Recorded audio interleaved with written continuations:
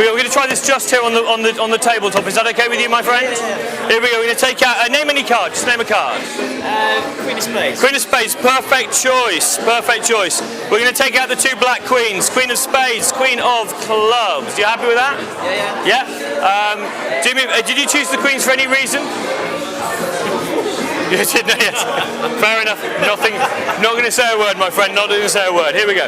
Do me a favour. With this hand, touch any card anywhere you like in the pack. Just touch a card. Which one? This one here? Yeah. You sure? Yeah. Remember what this card is? Got it? Yeah. Got it in your mind? Yeah. We'll leave the card sticking out to make it easy to follow, or relatively easy to follow. Put your hand on top of the queens. Put your hand on top of the queens. Watch your card. We're going to try this. Are you ready for this? Watch closely.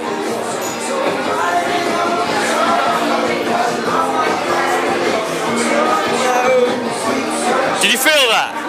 Yeah? Check it out. What was your card? 5 of clubs. Do you see it go from the pack?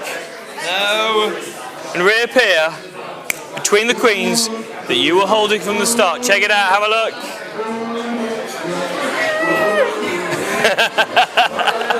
Scary. What you need here is 2 court cards. I've chosen the kings. It doesn't really matter which ones you use. They don't have to be court cards, but a pair of cards. I would avoid the aces simply because they look too different with the ace of spades to the ace of clubs. So what you're going to do is this. Take these 2 cards, get a break under the top card, place both cards on top, and now do the sandwich move, which is to pick up all 3 in biddle grip, peel off the top card, leaving these 2 as a double, and as you spread the cards back, you're going to drop the 2 cards underneath the top king and place them down onto the hand, or in this case, the table. Now, this is now just a single card. It's important that you don't focus the attention on this card, because it's only a card, it's one. You're just going to square them up, place it down, and continue the attention on the deck. This is a peripheral vision moment for the spectator. They've seen 2 cards, they've seen them go down on the table, there's nothing to worry about. You need to double undercut these 2 cards from the top to the bottom of the deck, and I find the easiest way is to thumb count across, pick up that break, and just double undercut the whole thing to the bottom of the deck. Okay, so bringing that king of clubs, in this case, to the bottom like so. You now have the selection chosen, and this is done by use of the convincing control. So if I just go through this with you, you spread the deck, a spectator touches a card. At this point, normally, you'd bring the whole thing up, but you can't because of this king at the bottom. So you just need to casually square these 2 cards here together as you bring the hand up. They don't have to be perfectly squared, but just enough. Let them see the card. As they come back down, your thumb is going to connect the top of those 2 cards here. Your fingers pull the selection underneath the spread to the bottom of the deck. Now this is done, let's do that again. This is done as the hands come down. So the cards are spread, a card is touched, you bring them up, show them the selection, and as they come down, because you can't tip this up of course, you need to steal that card underneath, leaving out the convincer. So the position we're now in is indifferent card at the top, sticking out of the deck. At the bottom we have the selection, and next to it we have the face up king. Kick this card, as I've done already, across to the side so you can hold the deck in biddle grip. At the back, count 2 cards down so you can hold a break above the king of clubs. And all you need to do to create this sandwich is just drop those 2 cards onto the king. And that's the sandwich done.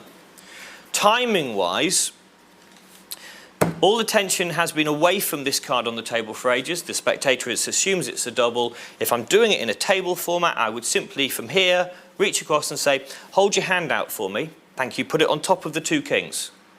Because the convincer stays in view, they have no reason to worry. You can then square that into the deck, the hands on top of the kings, create the moment of magic as the card vanishes from here and appears between the two kings which they were holding from the very start. They weren't holding them from the very start, but we're magicians and enjoy lying. So that's the technical explanation to the in the hands sandwich routine, and we're going to go on and look at some of the more fun psychological aspects in just a moment. So first of all, we need to position the spectator's hands to make this work. So what I'd do is I'd say, can I have your hand, please? This one here, thank you. And I'm just going to place it nice and flat, like a table, just about there. Notice right at the beginning, I didn't ask, can I use your hand? I said, can I have your hand? And it might not seem that important to you, but already I'm telling the person, this is no longer yours. You're already giving them an instruction, so they're following the yes set already. Yeah, to happen. Absolutely. You've got the yes set working for you. I'm taking control of the person. He's giving me his hand. So once I have the hand, I'm going to position it as flat as it will possibly go, because I need a good solid table to work from. I'm going to use sort of a certain degree of tension in my fingers as I bend his fingers like so. I'm going to give his elbow a little bit of a squeeze, and I'm going to lock it in place just there. Okay. So now that's in position. I'm going to move away from the hand a moment, but continue to engage him. And what I'm doing here is I want to see whether the arm moves. I want to see whether he sort of drops it away, or whether he stays in that position. And if he stays in that position, bingo, we can work. So going back to the cards, exactly the same technical setup as before.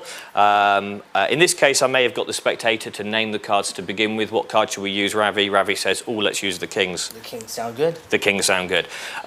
Technical setup again, do the sandwich move. And as I square them up, and I'm going to place the single card onto his hand here, notice that my hand covers his view of the cards. But because it's come away from the deck, and he now sees the back of the deck, there's an assumption that there must be two. Yeah. This hand remains in position. Notice that my forearm here is resting against his arm, and this again is controlling his movements.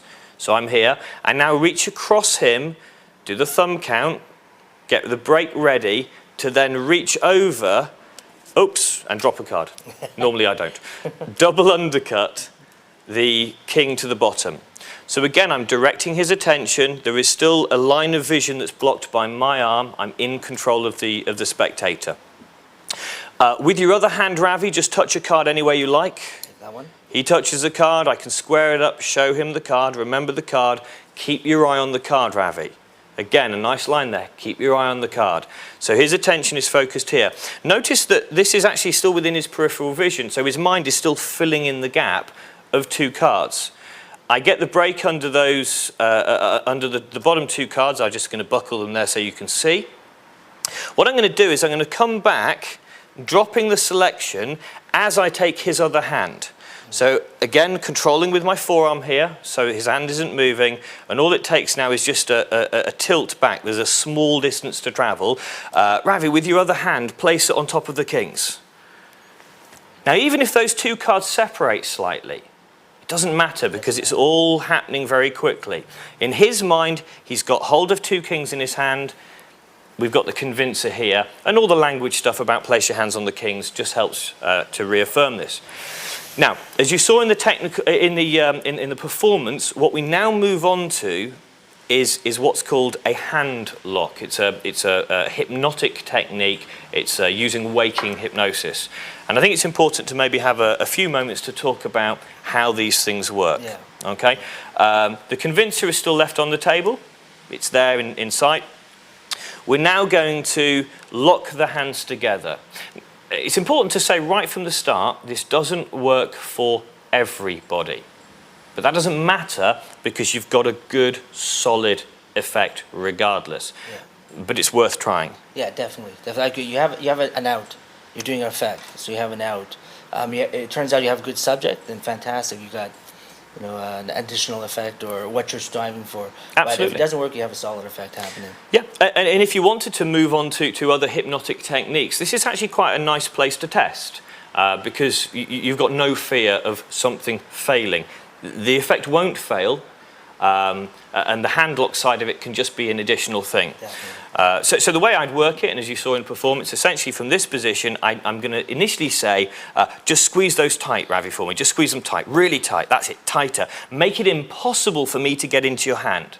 That's right. So tight, Ravi, that I can't separate your hands. So tight, I can't separate them. Tighter. So tight, I can't separate them.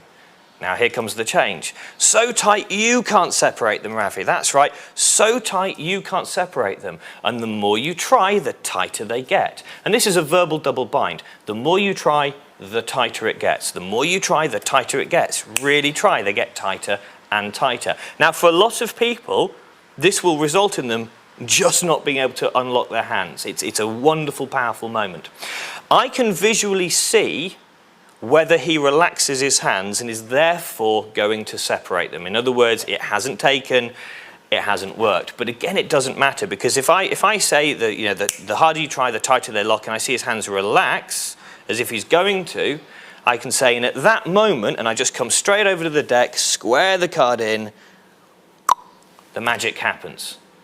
So he does separate his hands, and lo and behold, in this crumpled mess, there is now one card sandwiched between the two kings. And that is just impossible for a layperson to get hold of. Now, as you saw in the performance, now, because of the way that Ravi and I are sat together, Ravi's hands came over like so. When you're stood up and you have a little bit more room for movement, it's easy enough just to get the hands to come over the top like this, in which case you won't destroy 3 cards in the first outing. So kind of just moving back for a second on this whole idea of the proximity, of the controlling the person's body. Some people feel uncomfortable being this close. Now, as a fellow pickpocket,